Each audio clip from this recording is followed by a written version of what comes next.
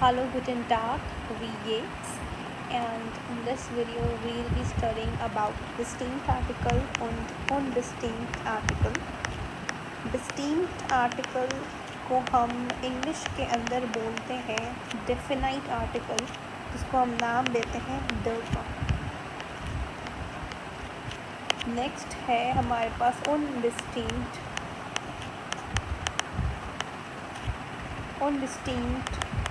Article, जिसको हम नाम देते हैं अ एंड एन का।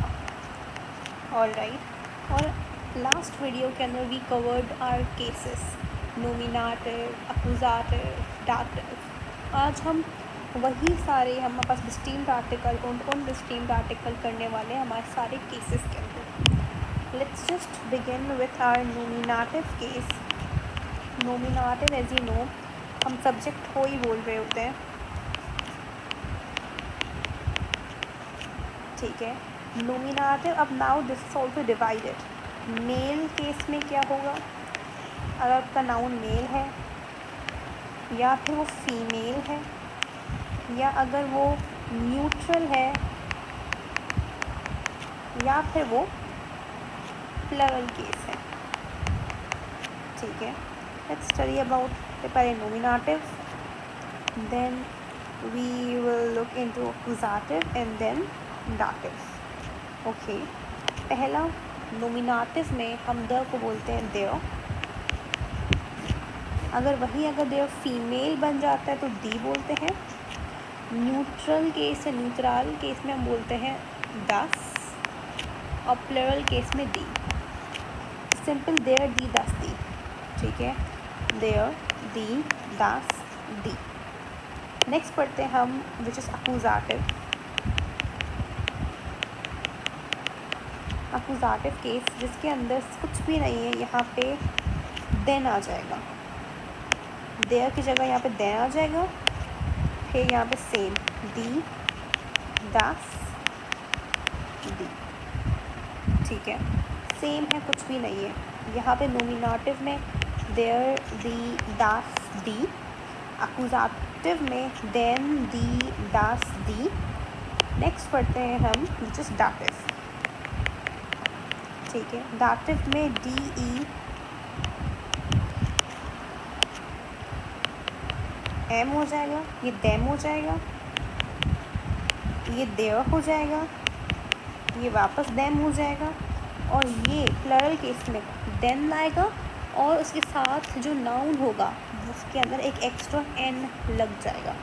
जैसे कि आपने पढ़ा होगा एक वर्ड हम बोलते हैं किंड। किंड का मतलब होता है चाइल्ड, जो कि है हमारे पास सिंगुलर फॉर्म, ठीक है। फिर एक होता है किंडर।